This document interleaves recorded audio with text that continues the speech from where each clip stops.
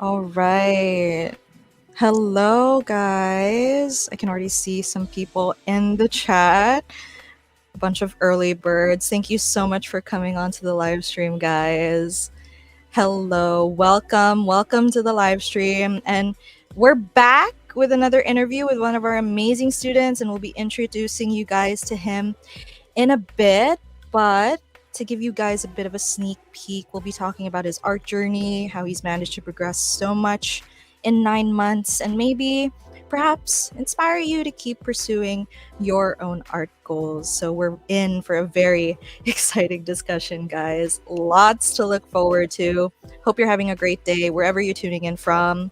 I mean, I know our subscribers are from all over the world, so it'd be awesome to know where you're tuning in from. Sound off in the chat. Where are you guys from? How are you doing? What time is it? Let me know. Hello, PW8 Art. Hi, Quincy. Hi, Ray. Hi, Vault. Hi, King. Hi, KBA. Doing well. Kentucky. Wow. Hello. Glad you could all make it. Hi, Stray. Hi, KBA. Hi, Bloody, Villain. Cool name. King Vinny from Kenya. How's it going all the way from Kenya? From Minnesota. Another one from Kentucky. Indiana. Great. Oh. Philippines. Samar. India. Born in Tokyo, but I'm in Texas now. Wow, that's cool. It's 11 in Queens. Hi. Hi from Ecuador. Okay. Good evening. Great. Good evening. Good morning. Good afternoon, wherever you guys are. Great to hear all of you guys are doing well. Thank you so much for sharing and telling us where you're from. Again, so glad to have you here with us for our talk today. And I just want to share, like, before we get into the interview, I just want to share that we actually started the new term with a new batch of students, and it's been great getting to see more aspiring manga artists take the leap towards achieving their art goals to finally making their own manga. And yeah, it's been great getting to see all of the new students come in. Yeah. And we'll be talking to one of our students today. He joined our program 9 months ago. But before I introduce him to you guys, I have a really important question for you. Okay, who here is a frustrated manga artist? Please feel free to raise your hand in the chat, send a raised hand emoji, or say me if you're a frustrated manga artist. Frustrated as in you feel like your art isn't going anywhere, you feel stuck, you feel like your art still isn't good enough.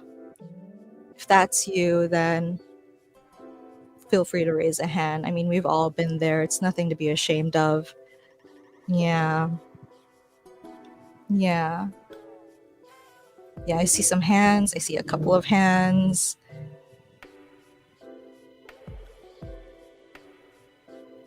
King Vinny, Conan, Tejas, Steve, Quincy.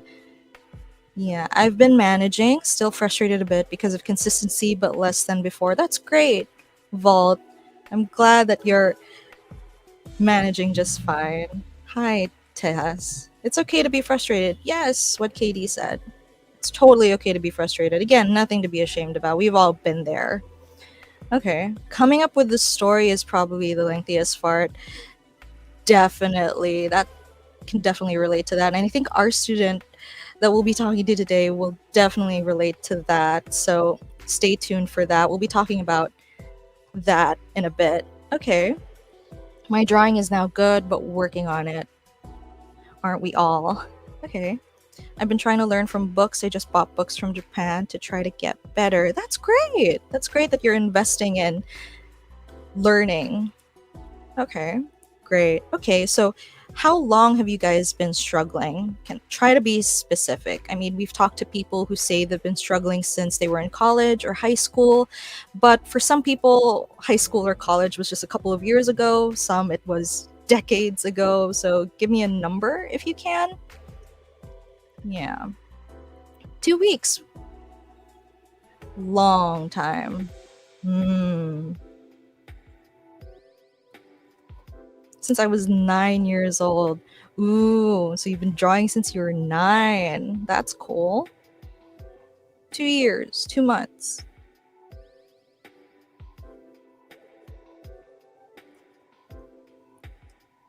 Anyone else? Feel free to let us know, guys.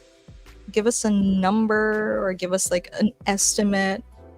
About 10 years. Okay. For some, the struggle has been long. The journey has been long. Well, for some, it's a bit shorter, a bit more recent. But I guess at the end of the day, we're all struggling. We're all trying to be better artists. So, with that said, I just want to know, have you ever told yourself, I have too much going on, I don't have the time, I feel like there's no point in trying, I stopped for a long time, so I don't think it's worth trying again? And we've been having these live streams these past few months, and I know a lot of our subscribers can relate to these statements. And that's the thing when you're an artist, beginner or veteran, it's a long endurance test. And at some point, every artist has thought about giving up. Every artist has thought they weren't good enough, so why bother? But today, we're here to help you move past all that and hopefully encourage you to start pursuing your manga goals as we get into our discussion with our student, Amser. So, like you, Amser has gone through the struggles every beginner artist has, but he's persevered and managed to make so much progress in just a couple of months. So, tonight we'll be talking about Amser Alto and how he went from self learning to finally making his own one shot. Okay, so make sure to stay until the end for the Q&A and find out about Amser's journey and find out how you can work with pro Japanese manga and anime artists. Okay, very exciting. Please let me know. Are you guys excited? Please let me know in the chat how excited are you guys. Feel free to drop an emoji. Let me know before I bring out Amser. Let's give him a warm welcome. Let's hype him up in the chat before I bring him in. All right. Yes, 100%.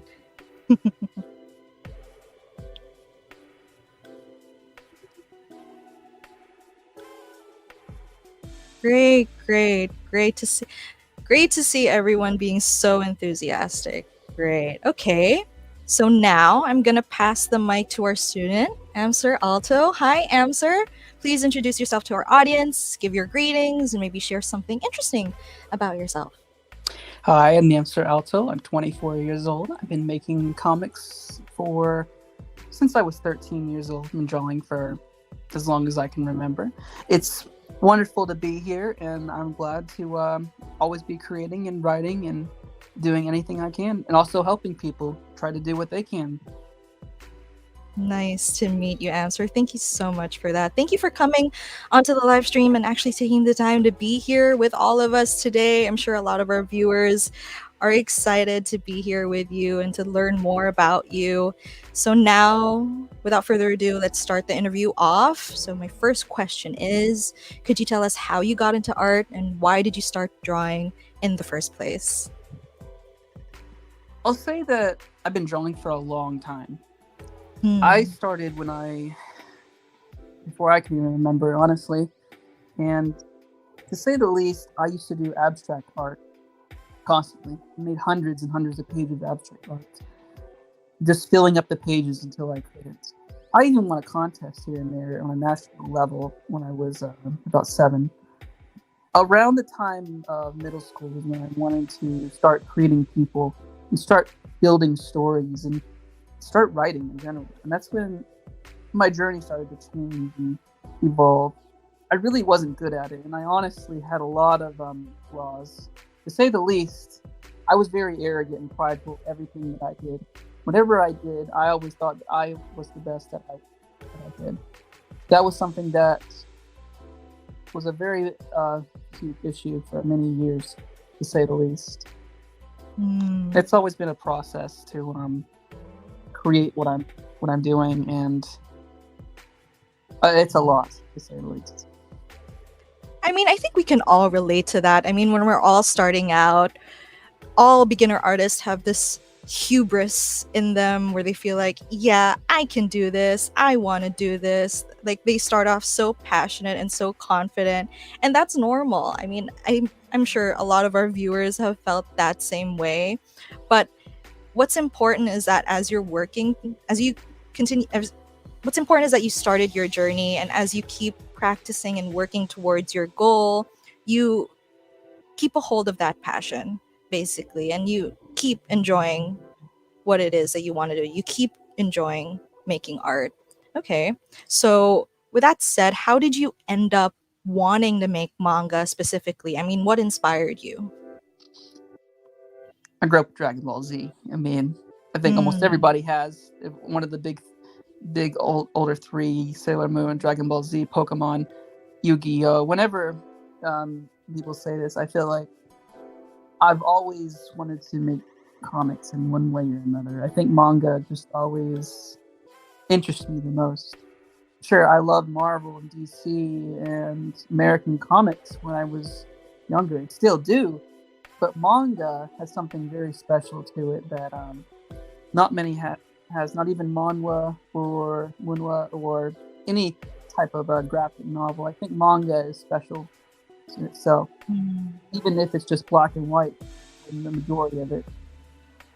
Yeah, manga definitely has that unique style to it that's really unlike other visual mediums out there. I mean, that's why it's the most popular visual medium right now. I mean, it sells more than Western comics, actually, if you guys didn't know.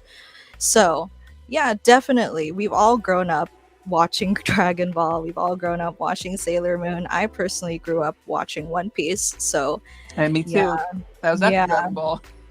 yeah, yeah. I love One Piece. I've been reading it since I was, I guess, in elementary. So it's crazy that it's gone on for this long, but it's also something that I still keep with me and I still keep reading. So it's those kinds of stories that really stick with you, that really inspire you to want to make art and to want to make manga. Okay, Yeah, and so I want yeah. to also mention as well that I think just turning the mundane into something interesting from Mm, Death Note as well.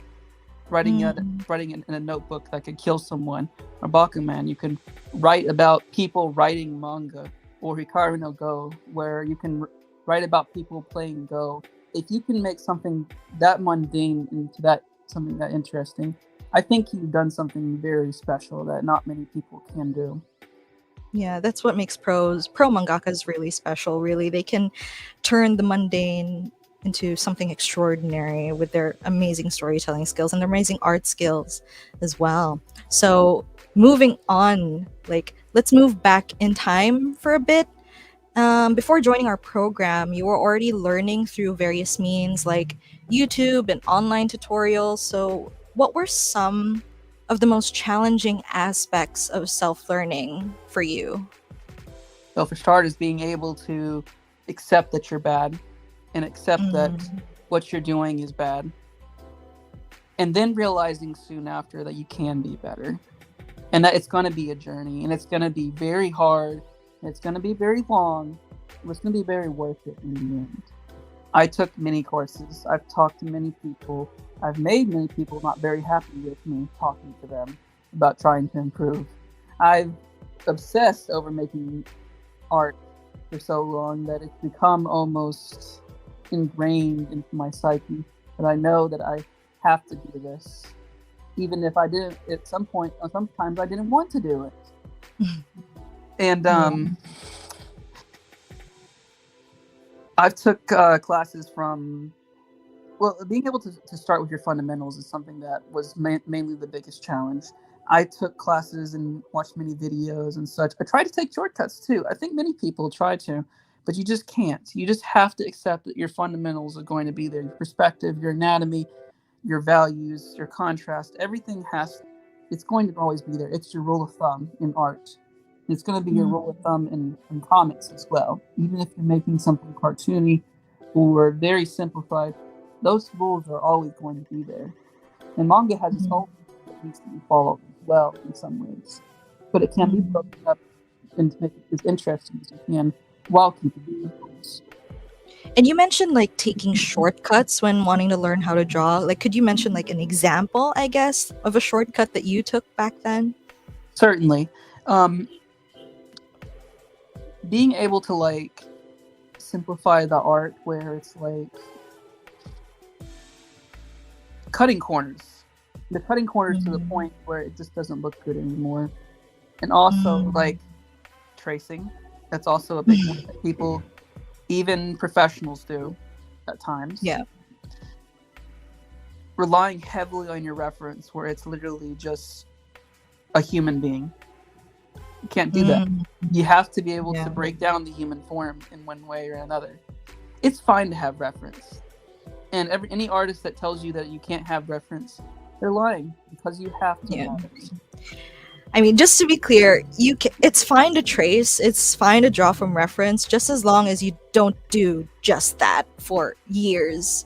You have to graduate and move on from tracing and drawing from reference at some point, because the point of tracing and drawing from reference is for you to actually learn from veterans, from pro artists. I mean, I'm assuming you're copying art from the artists that you idolize, or from mangakas that you idolize.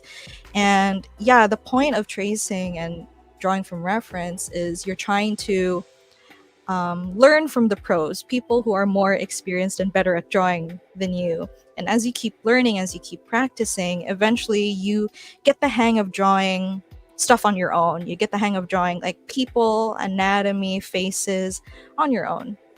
Okay. And Amser, you described your skill level before joining the program as a seasoned beginner. So how would you say the program has helped you move closer to becoming a better artist? I think one of my friends online made it pretty clear. Once you start to understand anatomy and the fundamentals into a basic level, you're more of an intermediate. And I think I'm closer to an intermediate than I am to a beginner at this point. And I also want to talk about your line work in particular. Like, how do you think the program has helped you with your line work? It's helped it a lot. I think a lot of the challenges and lessons that's been given really helps understand how you can break down your line work, and you can see it from a manga or comic perspective more than seeing it of, oh, I just need to draw this character. No, you can have line weight that really defines the character. Like in these, like right here, I'm saying it's just not good line weight in some places, and I'm noticing now that I wouldn't notice before. And that shows in my other drawings where like it has to be clean drawing it too. Those lines just have to make sense. If it's like kind of scribbly and stuff, it takes the depth and weight of the character and makes them look like they're floating. Yeah. And I guess that's the point of practice. Like, as you're doing it, you sometimes don't realize that you're making mistakes as you're drawing, but after you're done and once you look back at it, you set like a few weeks later, maybe, or a few days later, you look back on it and it's like, oh, this could have been better. Oh, I should have done this better. This isn't right, and stuff like that. But that's the point of practice. I mean, it's a process of trial and error. And I think that's something that a lot of beginners struggle with, like seeing their old work and feeling discouraged. But if you look at your progress now, if you compare it to your progress now, even if your progress has just been minimal, or you've made little progress, it's still progress at the end of the day. Just as long as you keep practicing, you'll get there eventually. Okay. So, Amser, I also want to ask, like, what skills and aspects of your art are you working on right now, and what do you want to improve specifically? Perspective. More than anything right now, I want my perspective. I want to be able to like make the comics and my art in general feel like it can be moved into a 3D space, in any type of space that I want it to. Anatomy is something I'm always working on as well while I'm doing it. Coloring is something I really want to get better at. Being able to not only show the contrast, but also have the coloring where it feels very lively. It doesn't feel like it's grainy or it's bland in a way. And character design, like being able to design characters in a way that's interesting.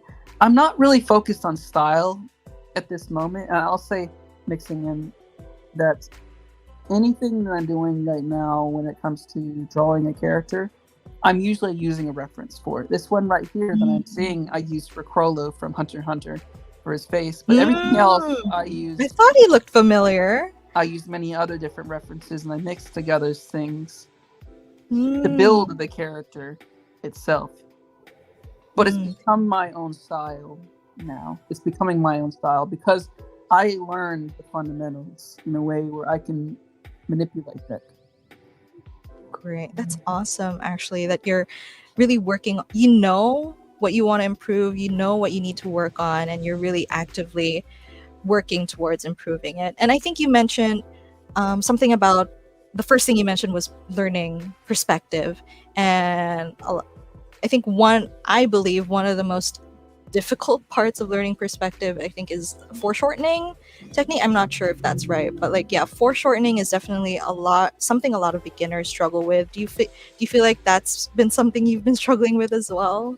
Certainly, because I haven't been focusing on foreshortening as something critical at this moment. I feel like it's a skill that you have to learn as you're going. You have to just try. You have to do examples. You have to try as many things as you can to try to understand how foreshortening works, because someone can explain it to you and you can see it for yourself, but doing it is a whole other story. Yeah. I mean, looking at this artwork on screen right now, I think you're in a good place, actually, like foreshortening wise, and also like the coloring. I feel like the coloring and the shading is actually pretty good, honestly. So yeah. Yes, it was one of my first color drawings, actually.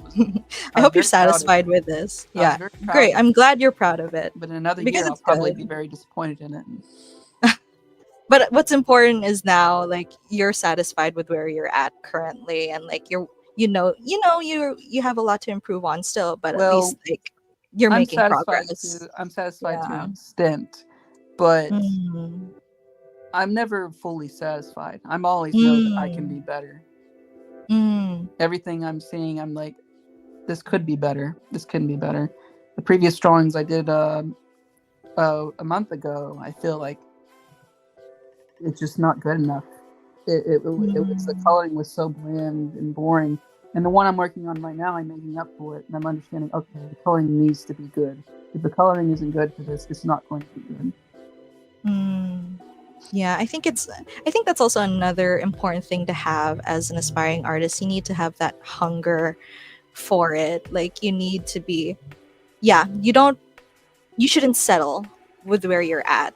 Like, if you feel like, oh, this is good, I don't need to improve any further than this. Like, if you actually want to pursue this as a career, if you actually want to make a living out of your art, then you gotta constantly be improving. You gotta constantly level up your skills and get better and better. And that might sound intimidating and daunting for some of you guys, because because it seems like there's no end to your journey, there's no end to self-improvement, but you will at some point feel like, okay, this is the kind of art that I want to be making. These are the kind of stories, these are the kind of mangas I want to be making. I guess that's the important point that you guys need to hit as you're practicing and as you're learning how to draw. I feel like if you don't want to improve and you think you're satisfied, you will stagnate. Yeah, definitely. Okay, so have you learned any particular lessons or techniques that have significantly impacted your art? Like, speaking of improving, and like, what have you learned from the course that you feel like has greatly helped your art? I would say making my drawings feel like they're more alive. I feel like they're more human. Like, we're looking at this one right here. That's Catherine right now. She's her hair, for one thing, it's not blocky. It's not like a spaghetti string. It feels like it came from a manga, especially the being able to give the highlight and sheen on the hair itself, and some design elements here with the coats and the other little accessories that it's taken from other examples like Death Note, how he draws that type of punk sort of feel to it. That's Mixed in definitely with other artists like Togashi, how he does his line art. I made it more thicker and more outline and how I want it to be to show like how she's standing out, like her leg on her left leg right there in the back is showing more thickness, and the right is more thin to show that it's coming from the back.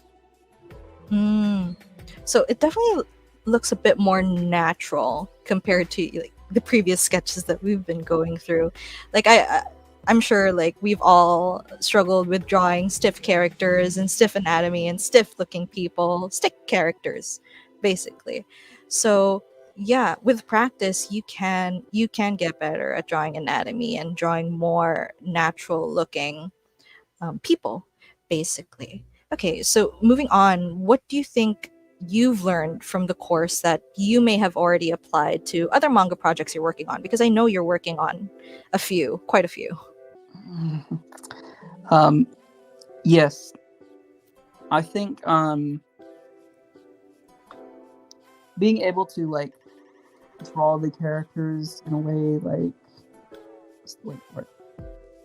being able to simplify it, where it feels like you can do the line art and it won't have to be much of a challenge. Like if it's so scribbly where it's like, oh, how can I actually ink this? It's something simple. You like, why would I have to worry about inking all these great looking characters? Well, you have to be able to make sure that the line art is clean. And I didn't realize that for a long time. I've been told that, and it's finally stuck in my mind now, where like the line art has to be clean. Yeah. And it can be manipulated as I go. Like right now with this character, I had to I inked it using a Cabra. I had to do a Cabra pen, like Togashi Togashi uses a Cabra pen, and I kind of figured out a little while like how he does it by using their example. Another using reference is very helpful, especially if you're trying to figure out the line art. You can watch how others do it. Yeah. Looking at this now, I actually could have sworn this was digital, but now that you're talking, you're telling me like you drew this traditionally. Oh, digital. This is all digital. Oh, okay. This is all digital. Got it. Okay. But have you tried like drawing traditionally? I mean, I'm sure you have. And compared to drawing traditionally and drawing digitally, which do you prefer, basically? Actually, I've done dozens and dozens of traditional artwork before this. I've done traditional artwork way before I did digital. I only started digital last December when I got a new tablet, and I talked to another fellow comic artist who's very successful, and he said a tablet would also be something I use all the time. He's already published and pretty popular, to say the least. And it's stuck in my mind, I have to get a tablet now. And it came together, and ever since I'm very happy. The only time I would use traditional now is when I want to design something and I don't really want to do it digitally at that moment. But now all I do is digital. So now you're just drawing digitally, and I'm sure like with your homework submissions, I think I've observed like some of them were made digitally as well. Yeah. What do you think are the advantages of digital compared to traditional? Because I know a lot of pro mangakas, they still draw traditionally actually, but there have been like newer mangakas coming in who just draw digitally. But what do you think is your take on that debate, like traditional or digital, when it comes to like making comics or making manga? I would say that it's layers. If you have layers, you can create as many different pieces of the design, and you can change them and do anything you want with them. This whole drawing right here was done in 2 layers. I could have added a whole background behind there, and I could have added 20 different pieces of whatever I wanted to do, and I could change them out anytime I want. That's really helpful. I think the undo button is something that is also very helpful. I'm subscribed to the notion that the the undo button is something people should always have. Some artists I've known are like, oh, you can't, the undo button is your weakness. You shouldn't have that. No, you should. You have, it would help so much. If you want to create a line that you want, because I always practice different lines whenever I'm starting a piece. Like, okay, this. Okay, I like this line. Something very important that I can't do traditionally. And also, I've got so many tools that I can use, which can be a double-edged sword at times too. Because like, oh, what if I want to use this tool or this tool or this tool or this tool? I've kind of decided what I want to do with just tools. Like right now, like this one right here, I just used a pencil and I used an ink pen from another famous artist that I've also taken a class with and still am right now. Okay, that's great. That's great that you're getting better at like your desired medium, your preferred medium. So speaking about like your moving on to like feedback, I guess. So what was it like getting feedback from the senseis and our senseis, and how did their critiques influence the way you make art now? I think they helped me see the little things that I would never notice. Like when I was drawing little guy on the left here, Miles, his hand, I didn't realize it long until like, oh, his fingers shouldn't be the same way like this. They need to have more variety. They were too small. And I just like, okay, they need to be more thickness. And same with the hair right here too. When the lighting is hitting him right here, there needs to be some type of highlight. And the highlight I used was more of a blue, and it gave it more harmony with the drawing itself, with the pants and the sky and the greens and the blue on the coat too, to give more of a shadow on it as well. So getting able to see the little things that you wouldn't normally see, and getting the mindset of how the mangaka actually think, is amazing. Yeah, constructive feedback is definitely an extremely valuable resource for aspiring mangakas. I mean, it's not every day you get the opportunity to have an actual mangaka review your work, let alone one that speaks English like our mentors do. And fortunately, we have 2 mentors who speak English in our program. And if you stick around till the end, I'll introduce you guys to our amazing mangaka mentors if you haven't heard of them already on this channel. So, okay, moving on. We've talked about processing feedback and dealing with trying to like apply feedback and whatever criticisms that the mentors may have, or more experienced people may have. Now I want to touch on another struggle most beginners have, and artists, especially beginners, tend to struggle with dedicating enough time to work on their art. We all have our day-to-day lives. We all have responsibilities, and finding the time and dedication to work on your craft consistently at that is more difficult than one would think. So I want to ask, do you have any tips on how to stay consistent with practicing and learning? So I work a full-time job right now. And to say the least, that I'm always tired when I come home. I think the best way to do it is to go in small steps. If you want to do 1 or 2 pages every day, or even just like a certain amount of pages you want to work on, just not even draw it or anything, just draft them. That takes like maybe 30 seconds to 1 minute. Okay. And once you feel comfortable with that, you can start with doing outlining the pages, which could take at least 30 minutes to an hour. And when you want to ink it, that could take even longer. And then when you add details, it takes even longer than that. These things that are more complex, you can break down into small batches based on how much time you have. And you can go for certain goals that you want to have too. Like, okay, I want to color this right now, but I don't want to do it all at once. Okay, I'm just going to figure out the colors values right now and try to figure out the color harmony. Isn't always going to be that way. There's going to be hiccups, but if you've kind of had the little goals in mind and you know how you want to end up at the very end, I think that's the best way to do it. I usually set up like 1 or 2 important things I want to do every day. And if I can't get them done, I'll get them done the next day.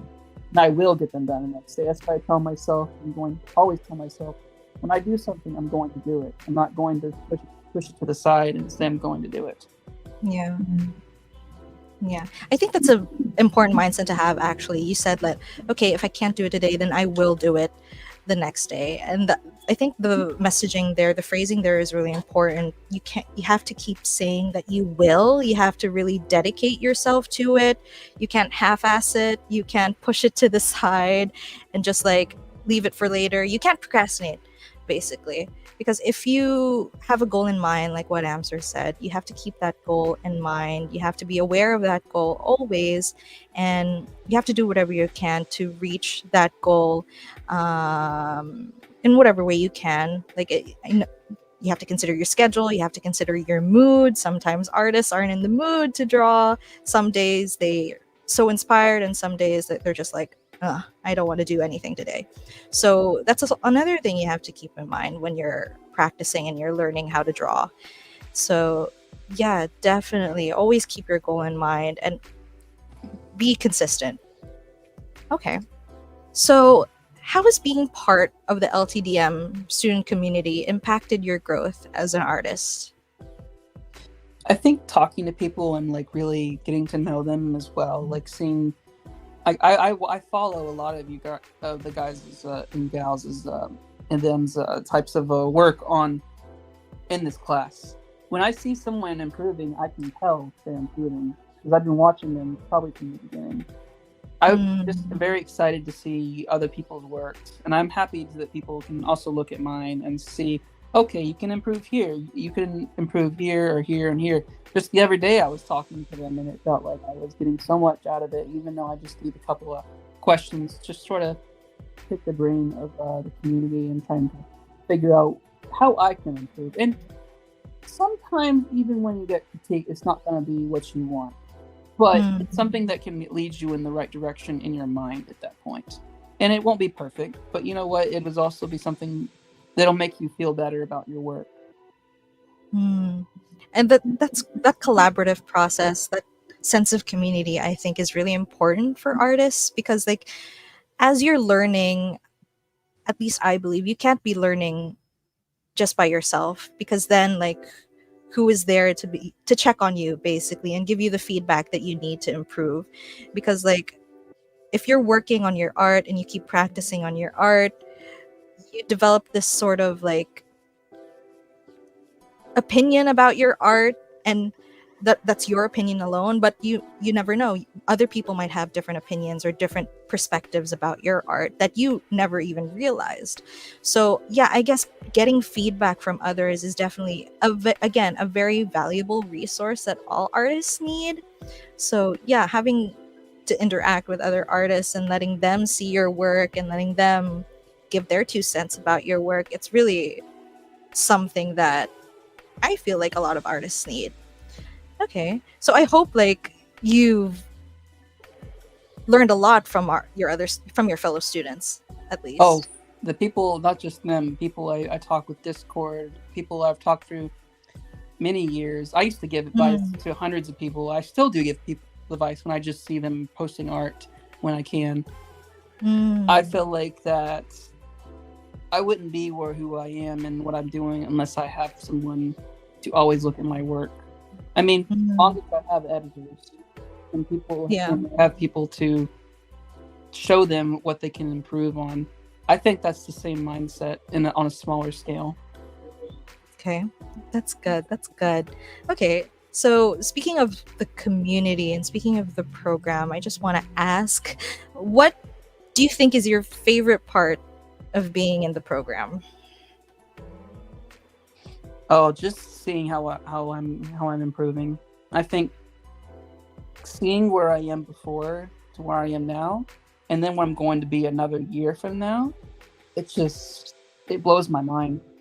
And again, just talking to a professional mangaka is something that is crazy to me.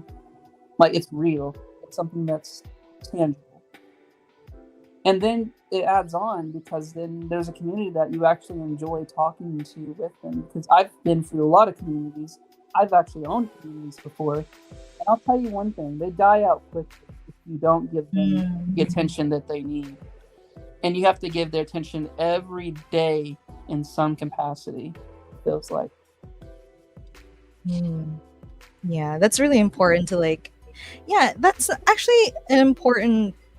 That's an important point. Actually, I never. It's hard keeping in touch with communities that you've been in before. I mean, everyone has their own lives, and like people sometimes interactions get away from you basically. So yeah, it's really important to find a community where you belong, where you fit in, and you feel is a safe space to be as creative and as imaginative and as bold and as outspoken as you can be, because that's where the true creative inspirations lie, basically, like getting to interact with other people, I think. So yeah, okay, so moving on, I want to talk a bit about your the one shot that you're working on. So could you tell us a bit about like one that you're particularly excited to work on, and what are your goals with this one shot? Well, I have many stories I like to work on, but Mm, I'm working on 3 at the moment. I would say that at this moment, I'm working on a story called Tide Peak. I've been working on mm, it for about 6 years now. It's something that I'm the most excited about because I put the most time in. It's about a young girl named Kurai Mariano. It's her journey of going with her best friend Janae to save her grandmother from declining health. She travels the world, diving the deepest parts of the ocean in search of a mythical, immortal desire to fish. It's more of a coming of age story with fantasy, historical references, and many other different genres. It's something that's very beautiful in the way that the characters are with each other and how they interact with each other, and how the goal becomes more from this complex, from the simple idea to something more complex. We're talking going from Lord of the Rings to Game of Thrones over a period of mm, time. And that's something I've always, as matured as the story is for 6 years now, I've always wanted to do. In One Piece as well, with the magical fish, similar to the One Piece itself, I've always wanted to do. And Made of Abyss as well, something I've always, similar references as well, with many different world building mainly. mm. So I'm hearing that you're planning on taking like different points of inspiration from different kinds of stories, and you mentioned like historical period kind of story, a coming of age kind of story. I mean, when you're making stories, I imagine like trying to finalize what your story will be is definitely a process, especially if you're working with something like historical fiction. You have to do your research. So how do you feel the writing and story and research process has been like for this one shot in particular? Very messy. When you start off and you don't know Mm, what to do, you just like go to different articles, you go to different places you can read things about, and like your general knowledge, like, the Civil War and stuff like that, you can just take apart. But then you get to the intricate stuff that you can talk about as well. Eventually, you get to the point where, like, okay, I can organize this now. I'm going to put it in different places where I can see it. Okay, I want to go to 1700s, 1800s, 1600s. I know where that is now, and I've made bullet points for different points I want to talk about in the story itself. And I'm not going to reach everything in my notes, but it's going to be intertwined in some way. And many different other references from like fairy tales or just literally anything I want to talk about, because it's a story where it's my world and I am working with 2 people with it, but it's something I've always wanted to just build upon. Its history, its world, its characters, so much yeah. to put into it. So what I'm getting, this is definitely the story that you've always wanted to tell. Yeah. Not Okay. entirely, actually. Okay. It's something I've always wanted to make a Miyazaki film Hmm. or be a part of a Pixar film. Mm-hmm. And this is something I've always wanted to put my hat in the ring that, okay, I can write something like that, like with this. Mm. Something where, even though my partner doesn't like me saying this, younger people can enjoy it, but it's written for the adults. Okay. Okay. So I know you're very enthusiastic about this story, and also you have a few other projects that you're also enthusiastic about. But I want to ask, what are your plans, you think, with this story, with this one shot? Any plans to publish? Where are you at right now with this project? Well, so far, since my job has worked out very well in this current time, I now have the steps to be able to fund it.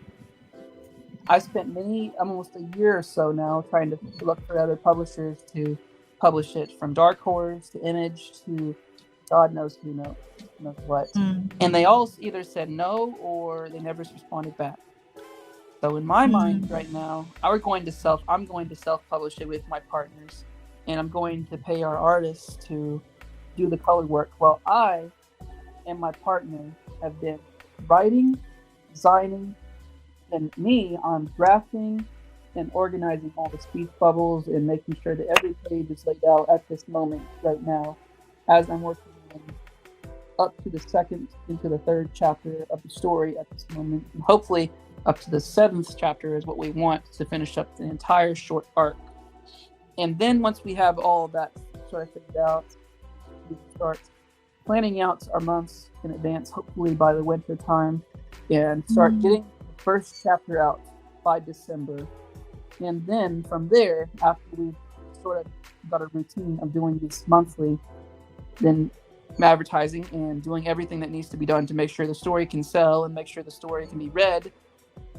And if things go successfully, we will start making volumes. We will be selling that at cons. We will be selling that online.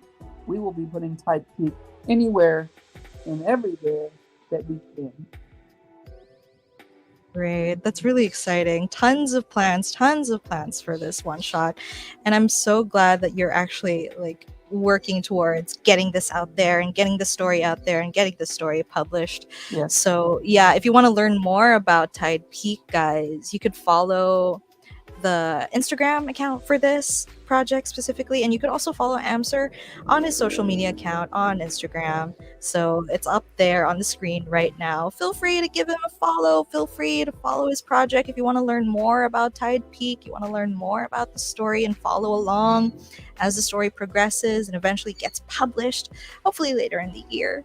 So great. That's great, Amser. Now, I think my last question would be, what advice would you give to fellow aspiring manga artists? Well, I think if I would tell myself, in my younger self, I would say, listen to the people who know what they're talking about. And that's something that I've had a lot of issues with, because some people just don't know what they're talking about, and they may not give you the best advice, but some do.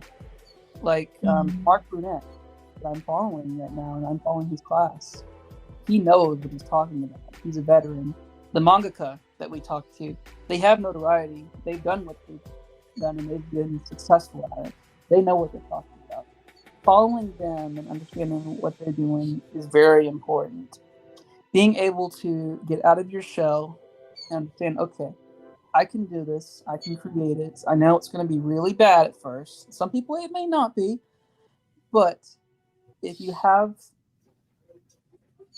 the idea that what you're going to be making already is not going to be the best, but it's going to get there, it's going to be better, you will succeed. Eventually, you will succeed. Even if you fail for 10 years, you still have the chance to succeed. Like Takashi Obata, who made Death Note, spent almost 10 to 15 years creating one-shots, being terrible, honestly just never really getting anywhere, until he made Hikaru no Go when he found a writer that was for him. And then eventually creating Death Note right after, because he grew off the skills that he's honed for that many years. You will get there. You just have to follow the fundamentals. You have to follow the people that have already been there done that and can get you there. And you just have to be lucky. Yeah.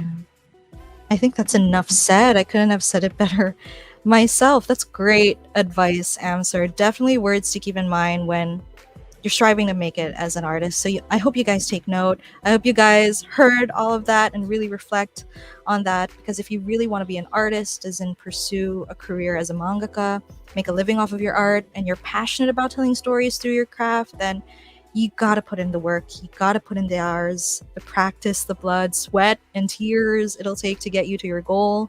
Because as the saying goes, nothing great is ever achieved without hard work. Okay, all right. Now that ends our questions for Amser. But before we move on to the live Q&A and take questions from the chat, again, please check out Amser's socials. Give him a follow on his personal IG and on his Tide Peak IG. Okay, so now you guys ready with your questions? Feel free to send them in through the chat.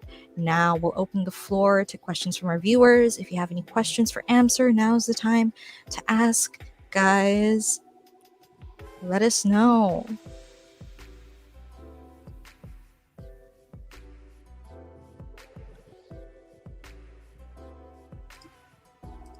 If you want to ask about Amser's Tide Peak project, his other one-shot project, if you want to ask about his learning process, his schedule, how he's managed his time, trying to fit in time to practice, let us know.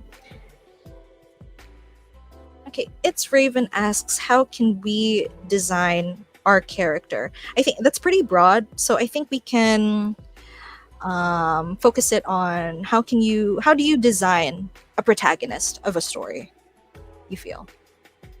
What are the most important aspects or elements that go into making a protagonist?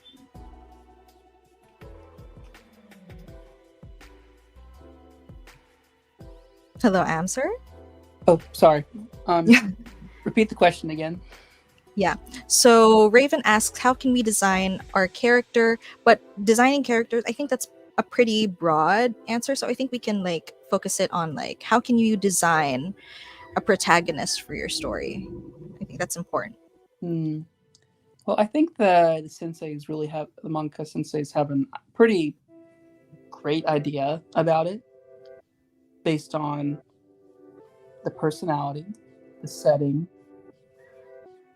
and the overall just character sheets. Now, some people do it a different way. I mean, they have that character in mind that they always want to do. But the building blocks of how the characters are written can get you to the idea of, okay, this is how I want my characters to be designed. And also taking inspiration in just how characters can look from other characters. For example, Luffy was inspired 100% by Goku. There's no question about that. And Naruto was also inspired by Goku in one way. And Goku was inspired by Astro Boy. We put in these little differences that nothing is ever going to be original, but you can put your own spin on how you want to create that character by looking to other characters that are already great and finding the greatness in them and how you want to make them. Yeah. Okay. Another question from KD. So the one-shot manga is basically a pilot episode. Okay, with your one-shot right now, do you have any plans, I guess, to expand upon it after you finish your one-shot? So for Tide Peak itself? Any of your one-shots, basically. I think you can choose one. Yeah. Only one? That sucks. Okay, you can talk about all of them if you want. Okay, if you already have an idea on what you want to do with each of them. Yeah. So let's start with Resurgent. Title right now. With Catherine Donnelly was once a very popular magical girl, like the epitome magical girls, essentially. And she gave it all up. Essentially, now she's a defeated adult, can barely use magic today, and then she meets her former ally, Kat in Augustus. who wants her to come back to be a magical girl because one of her teammates messed up terribly and everything's changed. That kind of story, I've always wanted to write a character like Constantine or the Doctor from Doctor Who. A character that you can see the importance in. A character where when they go step into the room, they know what they're talking about. But they're not powerful. They have to use their words, they have to use their wits, their strategy to be powerful. Because Catherine gave up everything to be like the most powerful magical girl ever, to become human again. But now she has to figure out, okay, I've had all the experience now. I know what I am now. I'm going to do everything, and I'm going to do it without having all that ungodly amount of power. Okay, so that's one. Yeah, that's one. Yeah. That's okay. Yeah. That story itself, I've been trying to expand because I'm not really versed in magical girls yet. I only know about 4 or 5, and I grew up with Sailor Moon. I've seen Madoka not too recently ago. I would consider a few of them being like the delinquency magical girls, like Kill la Kill. Like there's, and I've seen Cardcaptor Sakura. I've seen a few of them, but I'm not versed, and I want to build a world where it can be interesting, but it should just be a one shot for now because it's not something. It'd be half baked if I went further with it. And another one I'm working on that's more personal to me in my real life is called How to Bully Right. It's essentially about a middle schooler who has like a brilliant and sort of mysterious way of working within the school. He at the beginning he refers to other students as human proxies. He crafts like intricate plans to outsmart other bullies and people that are like sort of just being awful.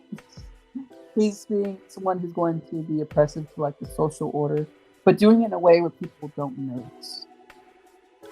And he can see other people going through different changes. Is he seeing changes in himself?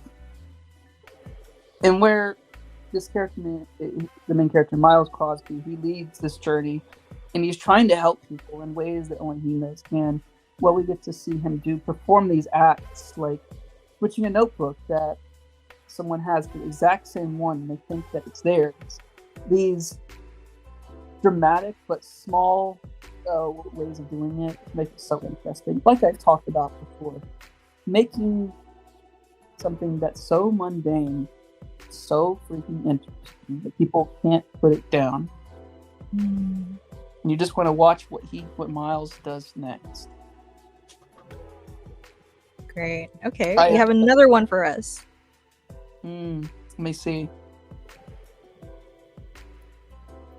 Well, there is one that I'm thinking about right now. It's one of the one I've wanted to do since I was basically a kid. It basically,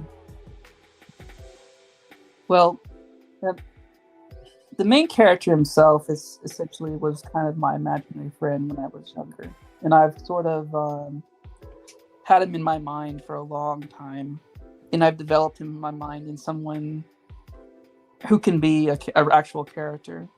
Essentially, I want to make a shonen story that's a political drama with the elements of Hunter x Hunter, with the elements of Kaiji, with the elements of Ashina Joe, with these elements of different manga that I've read, and to create a magnum opus. And the story is called Katsu, and that's the main character, who's a young thief who's good at cheating, scheming, and stealing. Basically a pickpocket. He lives in this sort of like mega structure of a city. It's so large that it's almost like its own universe in a way that he's living through. And it's so tightly packed and dense where no one can really go anywhere they want to go.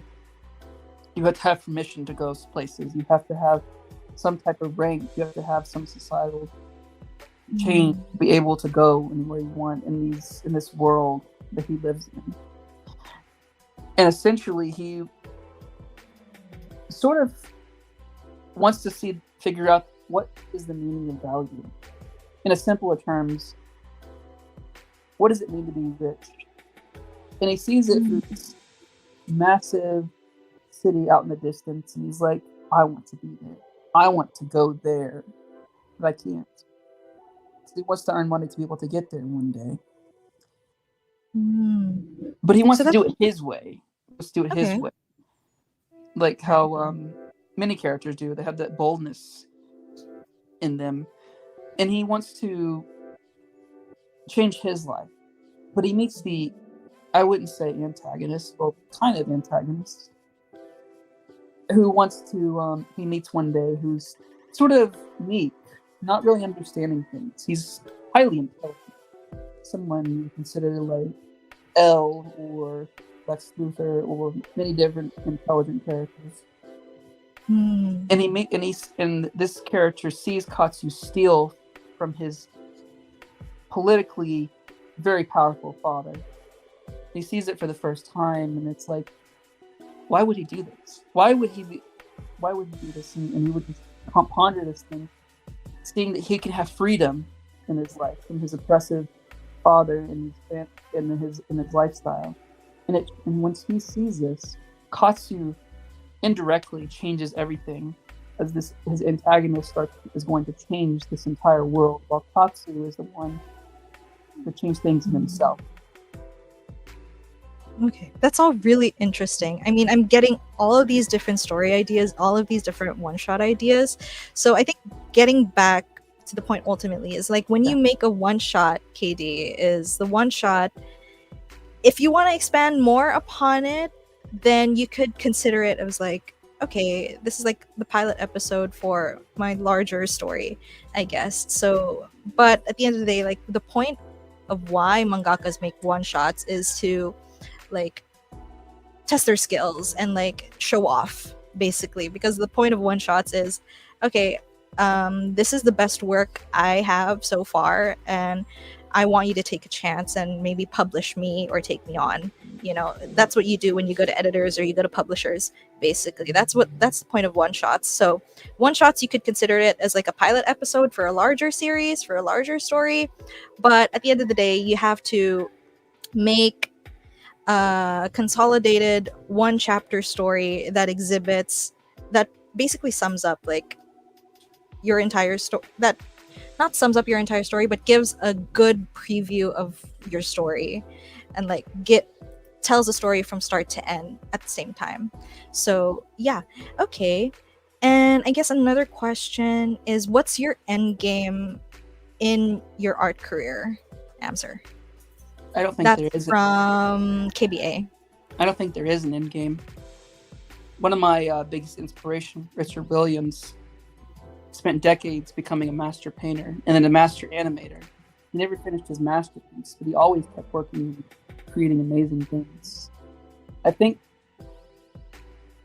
being able to create something that everyone can love and enjoy in some capacity, where it can be read by millions of people, and something that I can feel very proud about, would be the biggest end goal. But I feel like it's something that's very hard to really get. Okay, so that's good. That's good to know. Okay, we have another question from Let's Golf. How would you advise a transfer to digital art from someone who's made traditional art and learning how to get good at digital art? Yeah. It's a bit of process to really get digital art, like what you're doing. If you're like working with a tablet and you're not really like using a screen to like really do it, or you're just like using your computer and like drawing with like a little pad like beside you, it can be really tricky and really hard to get. But I think if you like practice to the point you find the right tools if you need, and also like getting to mileage in your language. Like when I started doing digital, it was so uncomfortable and so hard. I even started digital on my phone before I even got to my tablet. And I'll just say that having a bigger screen also helps. Like you've been able to see the whole drawing when you're doing a full program line, you need to see where that's going. You can't just like close up, and get that line. Sometimes you do for little details, but if you're drawing like a full character, you really need to understand how you want to go about it. Like, okay, I want this line to go here, and then I'm going to let it go here. And it may not always be that way. And like I said before, using the undo button and really like practicing your lines helps immensely. Many YouTube artists that I've talked to, YouTube artists watch said the same thing. It's okay to like fail when you're starting off with that kind of visual artwork. It'll become so normal to you that it'll be just like traditional art, if not better. And sometimes you always come back to traditional art. Some people do, and use it mixed with digital. But I think digital is quite superior to me in this moment. I may go back to digital one day, but I'm more stick to digital at this moment. Okay. So we have another question from Misa. Do you have any tips for managing a consistent drawing/working schedule for your manga? And what are some things that have really helped you personally with that? When making the pages? With managing your time. Managing time. Some people manage their schedule like writing it out. Like, okay, I'm going to make 3 pages on Monday, Tuesday, Wednesday, Thursday. I'm going to take a break on Friday, and I'm going to work on 5 pages on Saturday. I'm going to take a break on Sunday. You can have it where you can feel the most comfortable in how you want to manage your time. And sometimes you won't have that because things will happen with family or an emergency, or like you're so tired that you can't do it. Like you literally just can't handle it. But if you persevere through it, I feel like you can get through it in some way or another. And if you really have the drive to really just create pages, then just do it. Even if it's just one single page a day, or just, I don't know, a mix of like 8 pages per week. As long as you're making progress. And you're not in a schedule like Shonen Jump, like, okay, we want you to have 19 point pages done before Friday. Otherwise, we're not going to put your pages in this weekly's issue. I think you'll be fine. You'll be fine. Just don't worry about how long your pages are going to take. Worry about being able to just enjoy making the pages themselves. Because once you're on a schedule and people are expecting you to come on a monthly, bi-weekly, or even weekly basis, you're going to have to deliver. And it's going to be really, really tough. And you're not going to feel like doing it. So just enjoy making it as you are until you feel more comfortable enough to do it. Start with 1 page, 3 page, 9 page, 20, 50. You'll eventually get there to the point it's natural to do it. It's going to be hard, but it's going to be worth it. Yeah. Basically set realistic goals. You know, you're the one who knows what you're capable of, what your schedule looks like how much time you feel like you can seriously dedicate to actually practicing or working on your manga.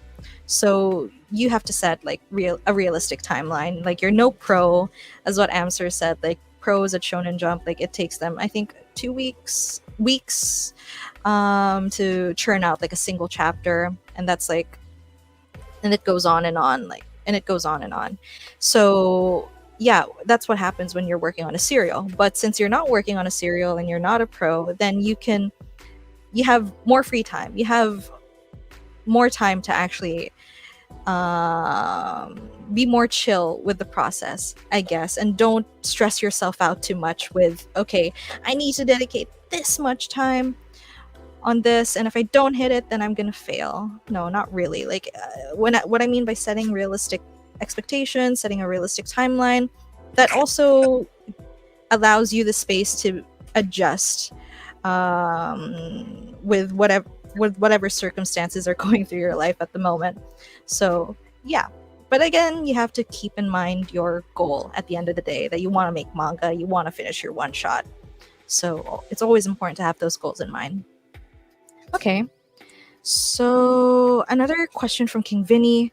Amser, what's your thought process on character and plot development? I guess what he means by this is what's your process with drafting characters and the plot, and how do you build your characters with their stories and not make it boring? Some people do it a different way. I feel like you would take it in me personally, I feel like either I would come up with the idea with the character, or I would come up with the character first and set it up with the idea. When you start with the character, they're going to be some more or less have the tropes that most normal characters. Like if you're making a shonen character, full, eats a lot, etc., that's fine. But if you want to put it in your own spin of things, that's when it gets more interesting. Especially when you're developing the story itself. You want to have it where, like we've been told a million times by our teachers, you have the 3-act structure. It doesn't matter if it's been changed, of course, there's differences when it comes to manga, but you have the beginning, middle, and end. You need to understand, okay, where do I want my character to be in the beginning? How do I want them to change in the middle? And how do I want them to be at the very end? How did they change at the very end? How did they affect others in the very end? Understanding what kind of conflicts that they have. What are their personal issues? What are their hobbies? These little things like this really make up your character. You need to understand your character inside and out. Even right now, I'm not the best to tell you how you want to make your character, but I can give you at least that much that I've learned, that it's all about that 3-act structure and understanding the conflicts of your character. And the harder part is understanding the relationships and how they interact with other characters as well. Because character chemistry is also a very important thing. Something that Oda does very well, understanding, okay, I want Zoro to be a jerk to Sanji. I want to make it in a way that I understand, hey, he's still a jerk to Sanji and Sanji is to him, but they're still crewmates and they understand each other, that, okay, we need to do what is best for the crew in our way. Oda understands this way. Almost every manga understands it in this way, and every writer does as well. That's why I know a rule of thumb, once you understand your characters, you will make a good story. Even if your plot is the most basic thing ever, if you have good characters, you will succeed in one way or another. The creator of JoJo, Araki, even wrote a book on this very subject. But I think that characters are king. Yeah. Okay, that's a great answer. Thank you so much for that. Okay, we'll have a last question from Misa. Misa asks, what personally motivated you to finally create your own project in terms of finding the courage to put yourself out there? I think others really helped me get me to where I am again. I feel like I started out posting a lot when it comes to on a site called Amino. I own my own community. I posted and I like to see other people's work. And I saw how amazing they started to change and improve. And I still talk to them today because some are successful and some not so much. But I would say that seeing others and how they improve, it made me want to post a lot more. And I'm at the point now, I'm just back at my own social media where I'm posting what I want, when I want, because I'm not afraid to just post what I want, even if it looks bad. As long as it looks some clean artwork or coloring and such, I think people will enjoy it somewhat. And I enjoy it as well. And to get to that point as well, creating stories, I've been creating stories for so long, and they're all usually short stories or they're just like short comics. Like the most I've ever posted on my own personal stuff is probably 36 pages on my main account. And it wasn't good, but it was something I was really passionate about. And I think passion is something that really will drive you home with what you want to go with making your stories and making your comics or manga or graphic novels or whatever you want to make. Okay. Thank you so much for answering all of our questions, Amser. We really appreciate you coming on to the live to share with us, share about your journey, talk about your journey. And it was I think it was a great conversation. I hope you guys had a great time listening in, and I hope you guys learned a lot and feel inspired to keep on pursuing your art goals. So thank you so much again, Yes, Amser. I was very happy to be here. I hope Mm, everyone checks out Tide Peak, and I hope to create so many different works that all of you can enjoy in one way or another. Thank you again for letting me be here. This interview mm. was great. Thank you. Okay. Great. Thank you so much, Amser. And thank you guys for tuning in. And if you just tuned in to the live, if you didn't already know, Amser is one of the students in our one shot manga drawing program. And you heard that right. We have a program, a course dedicated to teaching you everything you need to know how to make and finish your first one shot manga. Because if you didn't know, in the manga industry, every pro mangaka got their start by making one shots. And if you think about your favorite manga or anime, off the top of your head, it most likely started out as a one shot. One Piece, Death Note, Dragon Ball, Attack on Titan, they all started out as one shots. And learning how to make a one shot is an essential, critical step in every aspiring mangaka's journey. And our goal here at Learn to Draw Manga is to empower more aspiring manga artists. We've been working with students through our one shot manga drawing program membership these past few months, and you've all gotten to know Amser. This is his progress in 8 months since joining the course. And here's what the rest of our students had to say about their experience. Now, here's Garrett. Garrett joined our course last year with the goal to finally be able to tell his story through manga.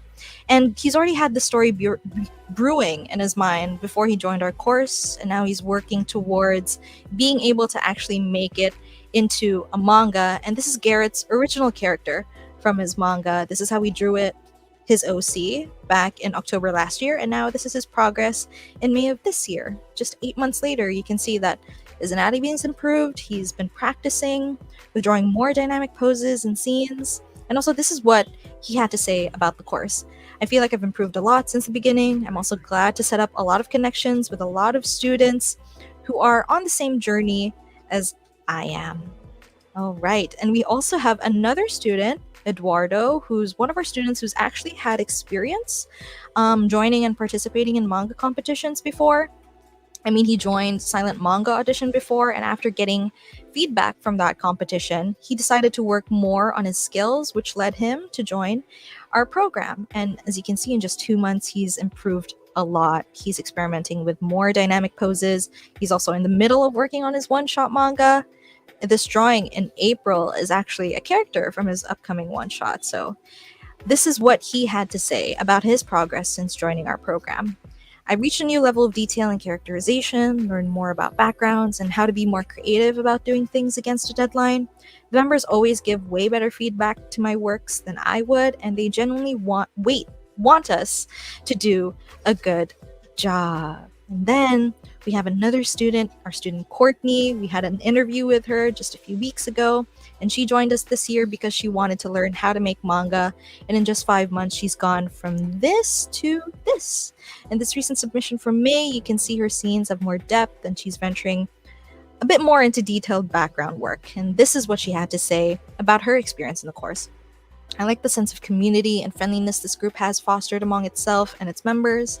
My favorite part of being in this program is the privilege of getting critiques from mangaka instructors who have first-hand experience in this field, and being able to converse with them and have them critique my work has given me a better understanding of what I should and shouldn't do. And we interviewed Courtney a few weeks ago during one of our previous lives on the channel, so maybe after this live, you can check that out, and you can check out the rest of our videos on the channel. If you haven't subscribed already, please subscribe and maybe watch one of our videos and leave a like. It will be greatly appreciated. Okay, so now that you've heard from our students, I have a question for you. You're here because you want to learn how to draw manga, right? You want to improve your art and feel more confident, right? So let me know. Drop a yes in the chat if that's right.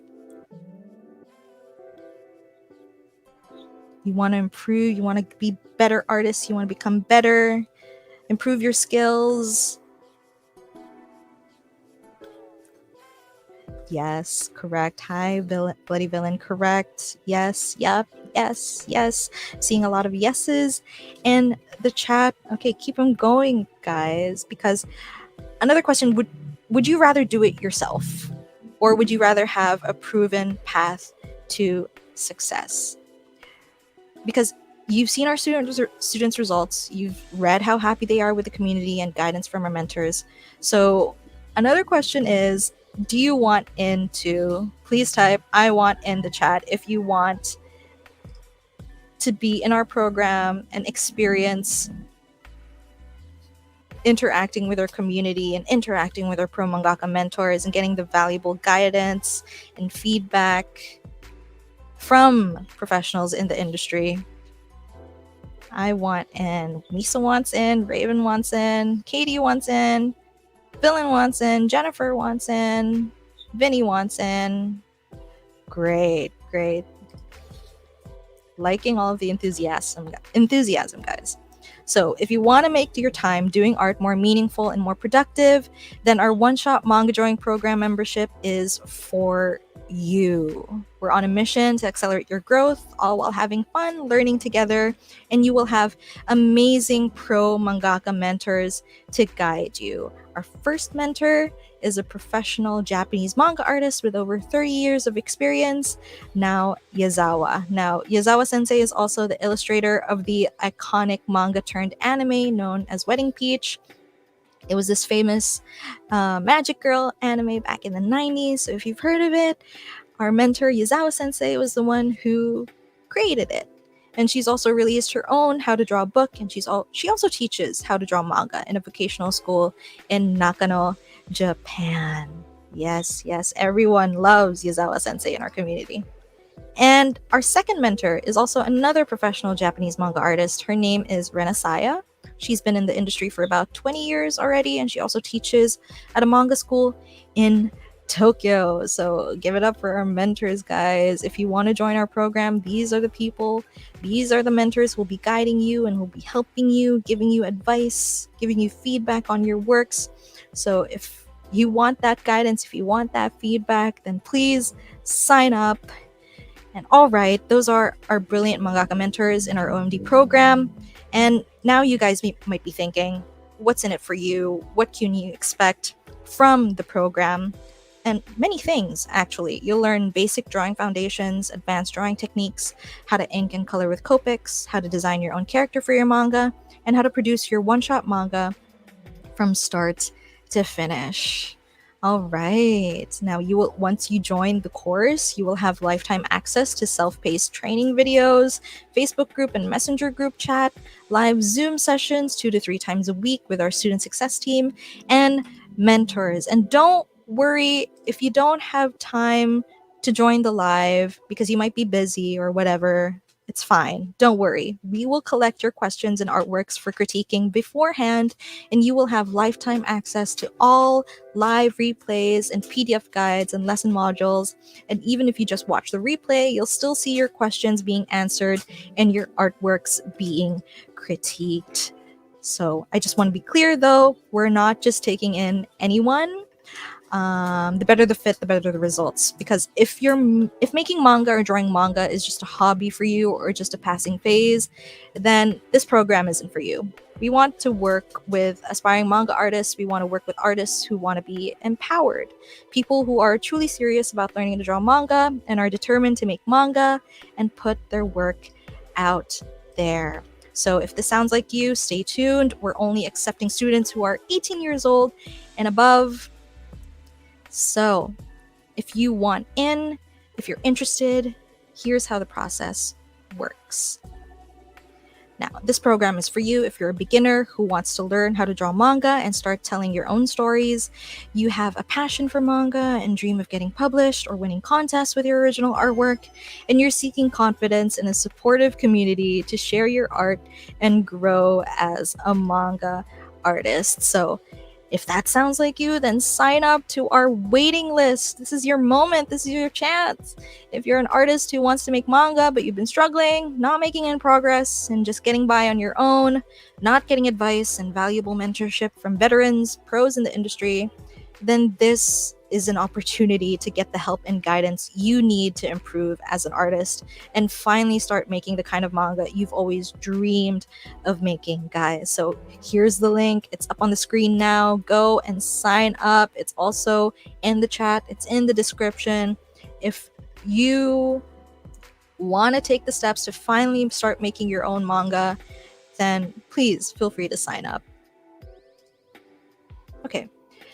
Because just imagine, what will you be tomorrow if you start today? Our students joined our program months ago, and now they've already made significant improvements in their art and storytelling skills.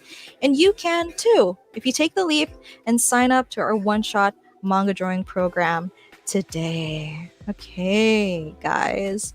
Exciting stuff.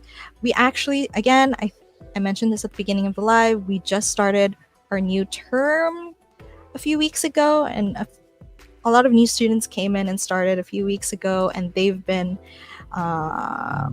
working, they've been practicing, they've been doing their assignments, and it's all very exciting to see so many people take the steps that they need to improve their art. And you can do that too. So if you sign up, there's the link in the chat. Go there. It's right up there in the description. Okay. So now I'll be opening the floor for any questions you have about the course. Let us know. This is the time.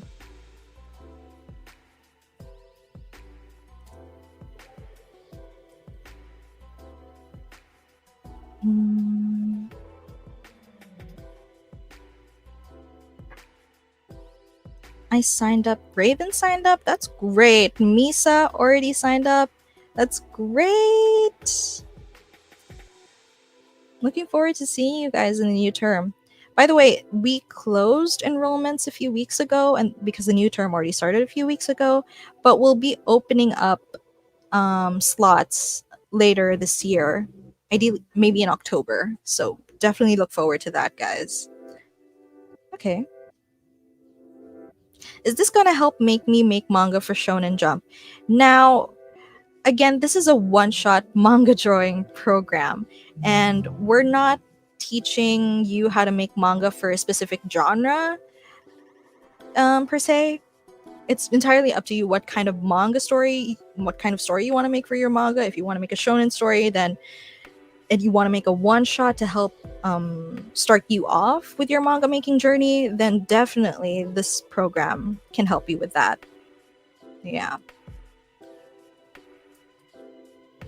If you do manga or one-shot, do digital or traditional. Again, it's up to you. Amser mentioned this before.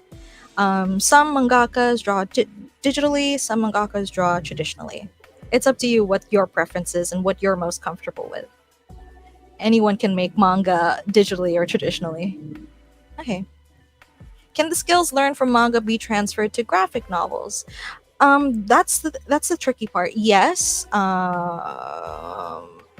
Some techniques for manga making you can apply to making graphic novels, but the thing is, we're working specifically with manga, and manga is a very specific visual medium. Like, manga has a very unique style to it that isn't alike to Western comics or even webtoons or Chinese manhwas. So yeah. Manga is a very specific style, and our mentors are experts in manga making, since they're literally pro mangakas. So you'll be learning how to make manga. Okay, when would the next term start? In October. Okay.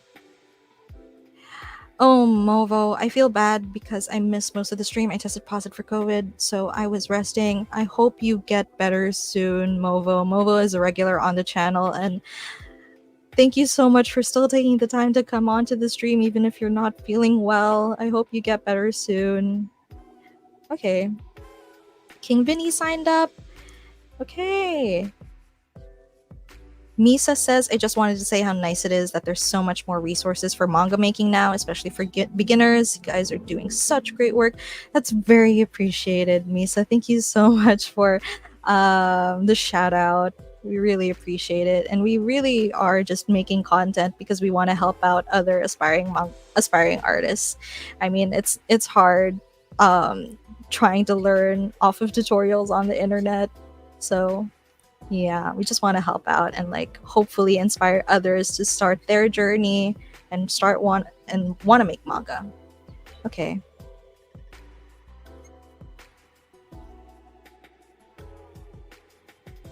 Okay. Oh, okay. We have this last question from Raven, I guess. Sorry, I missed that. Okay, Raven asks how to design our own clothes. Okay, Amser, if you're still there, do you think you can answer Raven's questions? How? Yeah, I'm still here. I've Yeah, been listening in. yeah, yeah. So Raven asks how to design our own clothes for characters, I think. designing your own clothes. Well, it's something where, so like with Tide Peak, I'm my partner I work with very particular about how they want the clothes to look.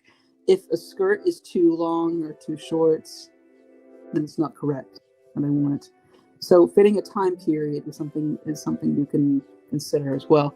Like if you want to have like a story like I have How to Bully Right set in 2000s, look up clothes, what kind of clothes are happening at that time, and not only that, you can expand outside of those time periods and add your own interesting take on how to close the book as well. You don't have to like fit a standard all the time.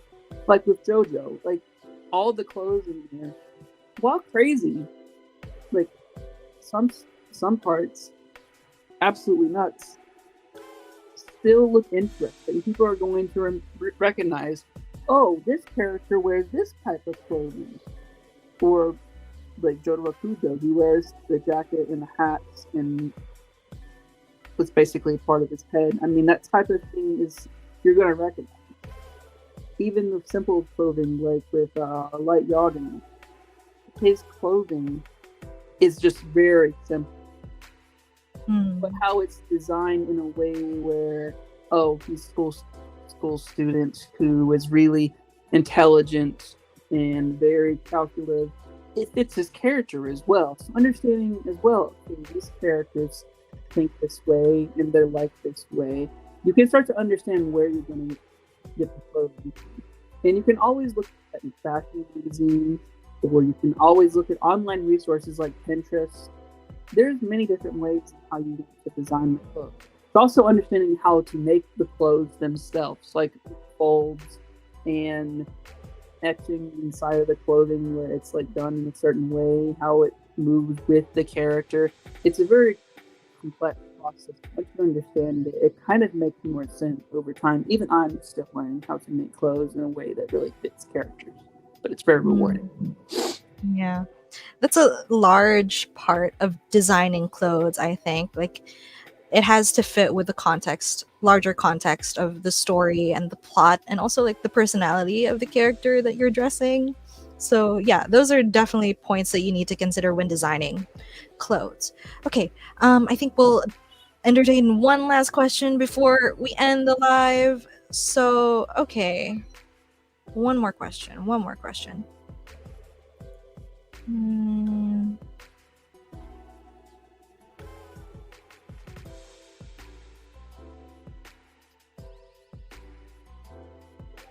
Okay. Movo asks, what kind of books are recommended if you're self-learning? Okay, Amser, if you have some recommendations, feel free to drop. I have some recommendations as well, but go ahead. Well, you can start with your fundamentals if you want to. You can do the Loomis Hampton. It's pretty good. I think another not a book. It's a course called Drawbox. You could take it's free. You don't have to pay a single thing. You can go in there and you can learn how to sort of draw in general. Like if you want to like make a box in a certain perspective, or you want to like make your line weight in a certain perspective, you can. I mean, you can get into the really advanced stuff if you want to. You don't even have to take all of the course itself. Just different things can sort of get you off the ground of where you want to go, in a way. And also like with art references, let's see. I I think Proco is also pretty good when it comes to learning how to draw. Mark Brute, I've been following religiously for a while, is also very, very good to learn how to draw and just create characters and just draw in general. I don't really read books. In all honesty, I mean, I used to look at Mark Crilly. Everyone back then, I feel like, really looked at Mark Crilly. He was kind of an American manga artist. I don't even know what he's doing these days, but he had a pretty good idea of how to like draw manga, but it really wasn't manga. It was American manga in a way. So I think looking for the right resource, you have to decide what works for you the most. I feel like videos really help, but hands-on, you got someone to sort of help you, like in a chat or something like that, really helps me in general. Okay. I think if you're focusing specifically on manga, I think a great resource is Shonen Jump's guide to making manga. Shonen Jump released a how-to book on how to make manga. Basically, you could look that up on Google. And the mangaka behind JoJo's Bizarre Adventure, Hirohiko Araki, he also released a book on how to make manga. I'm forgetting what the title was, but if you look up Hirohiko Araki, like how to make manga book, I'm sure it'll pop up. And one of our senseis, Yazawa Sensei, actually has a few books on how to make manga out, and you can look those up on Google. But if you want to try maybe work directly with Yazawa Sensei instead of just reading her book, then feel free to sign up to the programs to get the chance to actually work with her and actually get her direct feedback. Okay, all right. Thank you so much for all the questions, guys. Please remember to like and subscribe to the channel. I hope to see you guys in our program soon. For those who said that they already signed up, hope to see you guys in the program. And that ends our live stream for today. Have a great rest of your day, guys. Bye, guys. Have a good day. Bye, guys. Have a great day.